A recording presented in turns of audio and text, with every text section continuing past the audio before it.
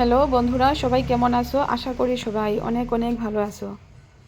তো আজকের ভিডিওটা হয়েছে পৌষ সংক্রান্তির দিনের ভিডিও। একটু দেরিতেই সবার সাথে শেয়ার করলাম। তো সংক্রান্তির দিনে কীর্তন অন্যদিকে সেইরাইতে আমরা বাড়ি প্রত্যেক বছর 2:30 3টা এরকম বাজি যায় গিয়া। এই বছর 3টাই বাজি গেছে। তো এখন আমরা পাশের বাড়ি কীর্তন লইয়া ঢুকছে, তো এরপরে আমরা বাড়ি আইব। আর আমি কীর্তনের আওয়াজ শুনিয়াই তাড়াতাড়ি সব কিছু এখানে রেডি করা শুরু করে দিছি। যে ওই যে আসন টাসন, তারপর লুটের যা যা আছে সব কিছু। তো বন্ধুরা, এই যে রং দিয়া আলপনা যে এটা আমি দিছি, এটা আবির, যে আবিরের কয়েকটা কালার দিয়া।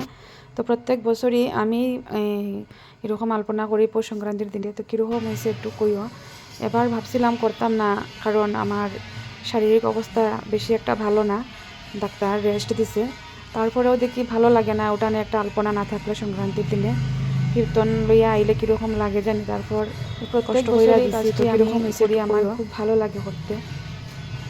তারপরে দেখো আমি এদিকে যে লুটের বাতাসা, তারপর ফল টল এগুলো আমি বাইর করে এখানে সাজাইয়া রাখতেছি।